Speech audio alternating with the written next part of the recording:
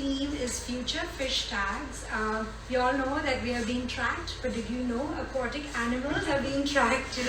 And here is Dr. Walt Collett and Sammy, that is also part of the team, talking about how they're going to revolutionize the aquatic tracking technology.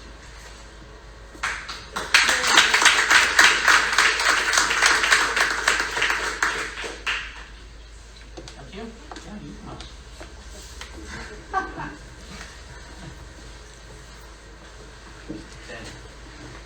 All right, thank you very much, Vina. Thank you very much to everybody here tonight in attendance. So we're going to talk to you tonight about future fish tags and the way that we feel we're going to revolutionize the tracking of aquatic animals.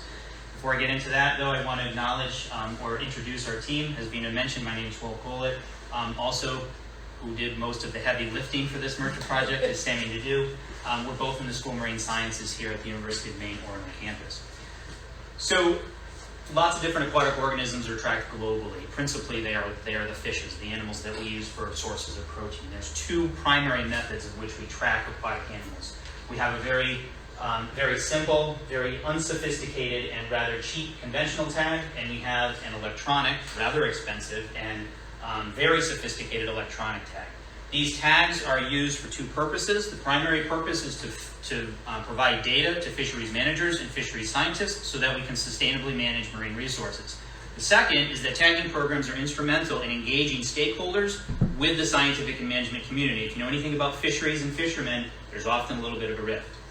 The problem is that the tags aren't living up to expectations, and I'll provide one example right here.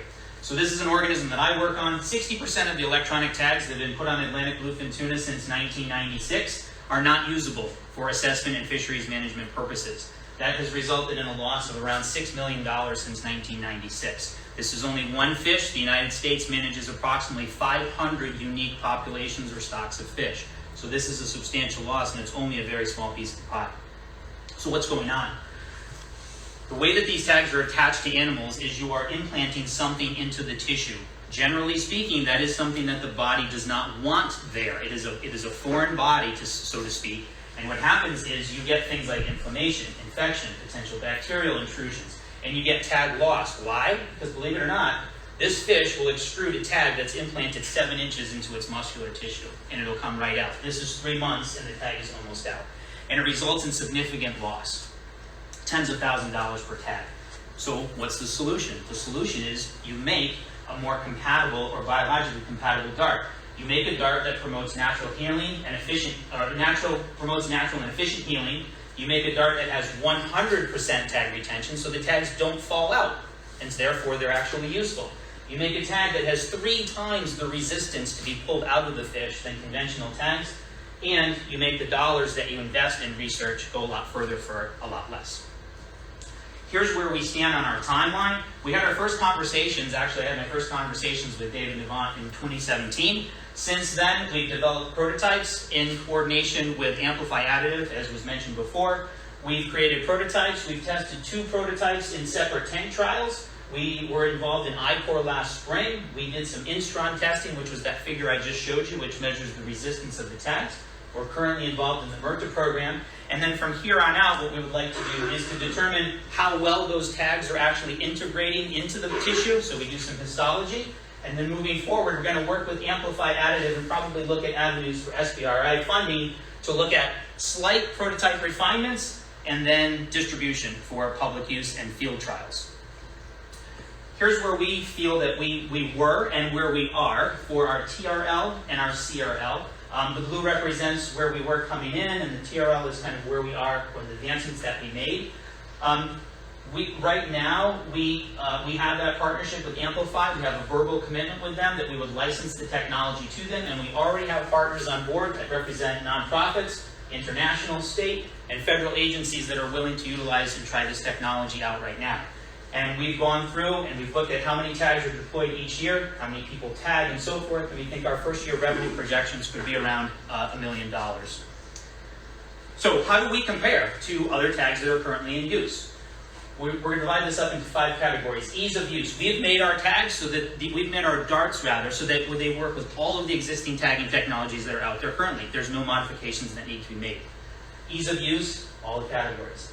Tag retention. So far, we're the only one that has provided a dart or a means of attaching this tag to an animal that doesn't fall out or isn't pushed out. We've had 100% retention in all the trials. The healing process is better in our tags than it is for conventional tags. You don't get that inflammation or that irritation or infection. Our costs are higher, but our costs are also the result of prototype production, not mass production. So Amplify feels that this cost will come down. And then I would wrap cost into the long-term value, the fact that our tags are going to stay in and do what they need to do for the long term.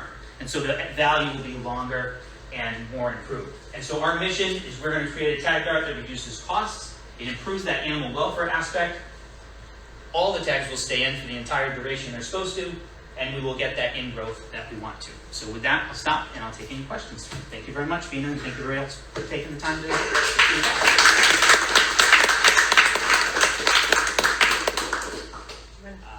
do you want me to just call on people, or you want to? I don't know how. You can go. Okay. Go ahead. So with that dart head that is presumably kind of hook shaped or whatever, so it's not coming out. I guess if I'm a shark and I eat a couple of your fish that are tagged up, does that potentially pose any danger to the stomach of the shark? Almost. So fishes have two mechanisms to evacuate, just like we do, and they will use one or both of those depending on what's in the stomach.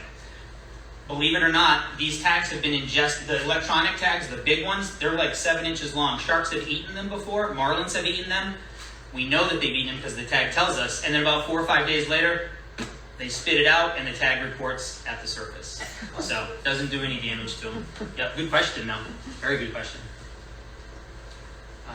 Any other? Yes? How transferable is the technology? I assume it's very focused on fish biology, but is it somewhat transferable to other? Yes, it is. And all it would take is that we would work with Brian at Amplify and we would change the 3D mold to, for example, adapt to turtles. So you would put it through the bone of the carapace. And in that case, actually, we feel very confident because this is a technology that's already used in orthopedics. And there is, as we just mentioned from a previous MIRTA group, we know that the bone will attach to this titanium foam. So it has applications for marine reptiles, and we also, I just had a conversation the other day, we think it will actually work with marine mammals as well. Tagging marine mammals is challenging because the blubber is very thick, and it also doesn't allow the tag to stay in. Same issue, it rejects the tag. So several applications, I guess, is what I would say.